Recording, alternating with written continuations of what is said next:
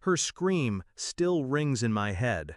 High, sharp, cut short by the snap of wood. I remember the sound before I remember the blood. Small drops, bright against the ivory keys. My sister lifted the piano lid slowly, like she'd done nothing wrong. My daughter pulled her hand back, clutching it to her chest. Mom laughed. Dad shook his head. And in that moment, watching my little girl cry, watching my parents smile, I decided they would pay for it. All of them.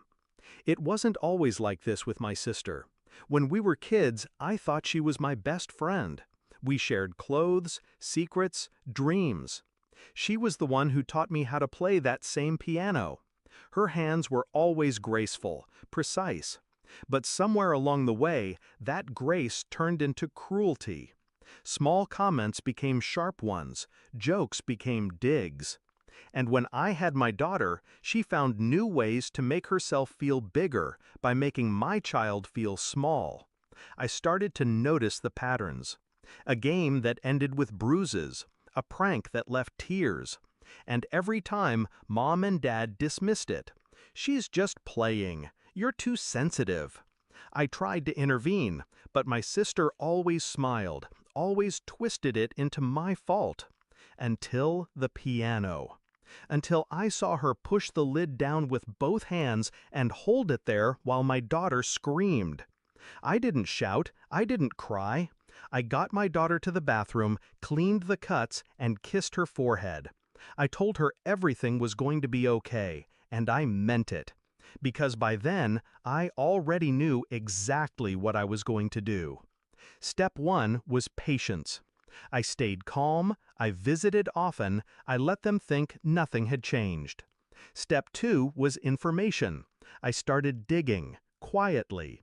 I found the unpaid taxes my parents had been ignoring for years. I found the cash businesses Dad ran without licenses. I found the proof that my sister had been using Mom's credit cards to buy things and return them for cash. Every document, every receipt, every screenshot went into a folder, and then into 3 more, stored in places they'd never find. Step 3 was allies. I went to an old friend of mine, an attorney who owed me a favor. He connected me with the right people, people who could make sure when the time came, the fall would be hard. The trigger was simple, a birthday dinner for my daughter. They tried to act like the piano never happened. Smiles, gifts, forced laughter. When my sister leaned over to hug my daughter, I stepped between them. She froze, confused. That's when the knock came. 2 officers walked in. Not for me, for them. The charges were a list, long and ugly. Fraud, tax evasion, child endangerment. My sister tried to talk her way out of it until they showed her the security footage. The piano, the blood, the way she smiled while my daughter cried. Mom's face turned pale.